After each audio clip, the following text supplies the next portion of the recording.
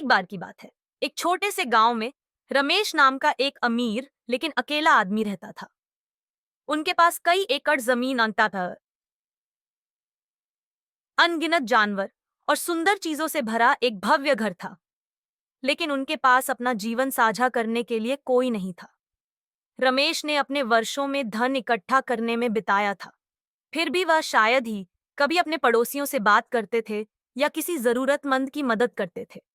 उसका दिल उतना ही खाली था जितना उसका घर भरा हुआ था।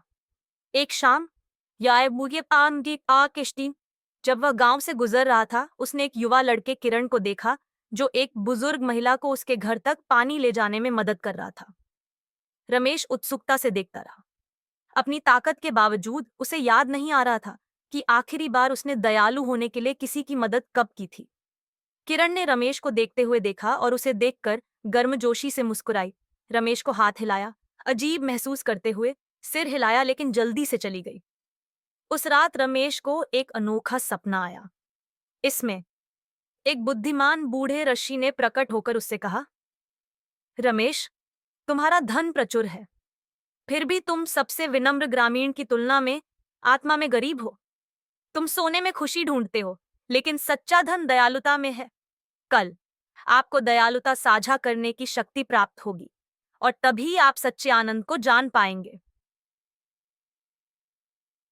अगली सुबह रमेश अजीब तरह से हल्का महसूस कर उठा। जैसे ही वह बाहर निकला, उसे किरण और वही बुजुर्ग महिला दिखाई दी। इस कृत्य ने उसे हल्का और अधिक आनंदित महसूस कराया। उन्हें एहसास हुआ कि जहां उनका घर सोना और धन से भर गया, वहीं दयालुता उनके दिल में भर गई। एक दिन गांव में एक भयानक तूफान आया जिससे कई घर क्षतिग्रस्त हो गए। रमेश ने अपना भव्य घर जरूरतमंदों के लिए खोल दिया, उन्हें भोजन, आश्रय और आराम दिया। उनके पड़ोसी जो कभी दूर रहते थे, उन्हें गर्मजोशी और स्नेह से मानने लगे। उन्होंने उसकी उदारता की प्रशंसा की और उसे सम्मान और प्रशंसा की दृष्टि से देखा। तूफान गुजरने के बाद किरण लड़का रमेश के पास आया और बोला, आपने हमें एक घर से भी अधिक दिया है। आपने हमें आशा दी है। धन्यवाद, रमेश अंकल। युवा लड़के के शब्दों ने रमेश को गहराई से छुआ और उसे एहसास हुआ कि पहली बार उसका दिल वास्तव में भरा हुआ था। जैसे जैसे साल बीतते गए, रमेश गांव में प्रिय हो गया। अपनी संपत्ति के लिए नहीं, बल्कि उसकी दयालुता के लिए।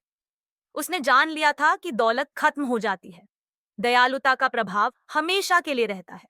वह अक्सर अपने सपने में ऋषि के शब्दों को याद करता था और मुस्कुराता था, यह जानकर कि उसे वह खजाना मिल गया है जिसकी वह हमेशा से तलाश कर रहा था।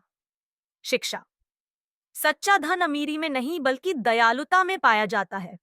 उदार हृदय जीवन को आनंद से भर देता है, जबकि स्वार्थी हृदय खाली रह जाता है।